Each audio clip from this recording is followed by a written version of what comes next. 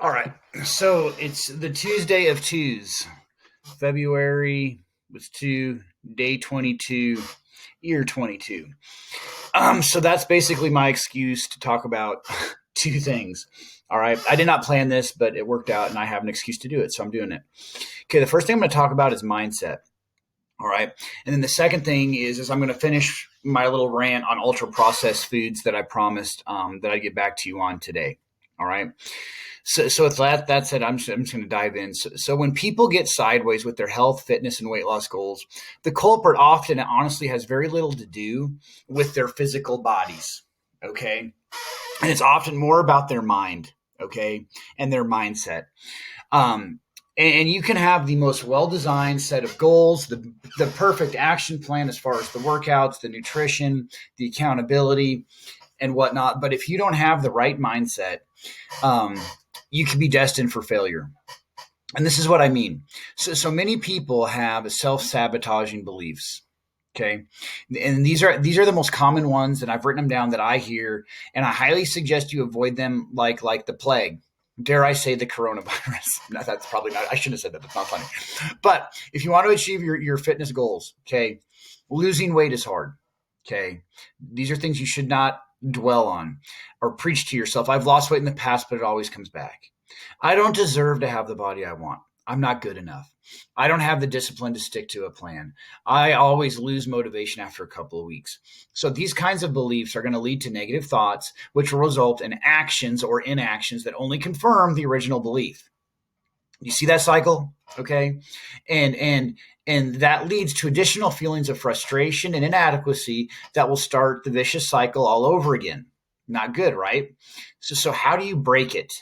Okay, by making a new decision like the one like the one I'm below that I'm going to talk about. Okay, deciding like instead preach this to yourself. I'm deciding that if I follow this plan most of the time, losing weight will be easy.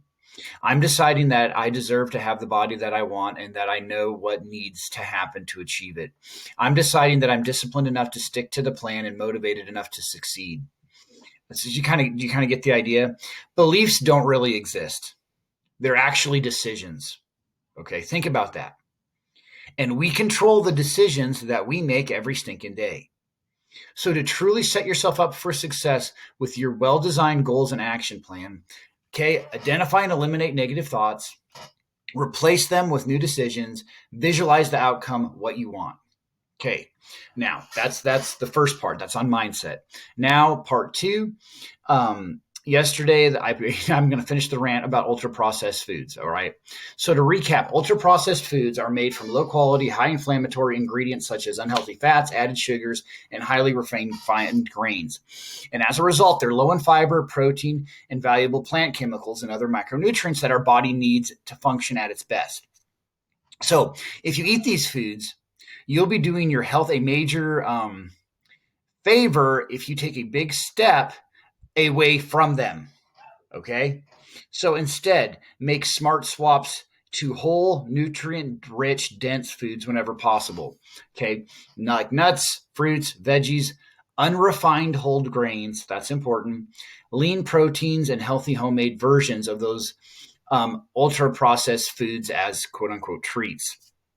Okay, it can be an adjustment for your taste buds to get used to the non ultra processed foods. I'm not going to lie to you, but you'll be absolutely amazed at the difference in how you feel. Okay, here are just some of the changes you might notice: more energy, fewer cravings, fewer aches and pains, better sleep, improved workout performance.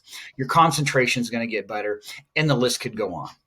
Okay, so I just want you to try this for 1 week and see what kind of a difference it's going to make. Okay. All right. Now, I guess this is three things. The verse of the day, Luke 16:10. Okay. Whoever can be trusted with very little can also be trusted with much. And whoever is dishonest with little will also be dishonest with much. So the basic idea with this verse for me is like, what are you doing when no one else is watching? Okay. And sure, others might not know, but the truth of the matter is God sees everything, our good, our bad, and our ugly. And we all have good, bad, and ugly. I definitely know I do. Okay. And so my hope and my prayer for you and I is that we become aware of what we're doing wrong, what we're doing behind closed doors that isn't God honoring, repent, which means turn away from that, and pursue the things that are preventing us from pursuing Christ with all our heart, with all our soul, with all our might. Okay? So, this is longer than normal. I somewhat apologize, but I hope you guys have an awesome Tuesday. Okay?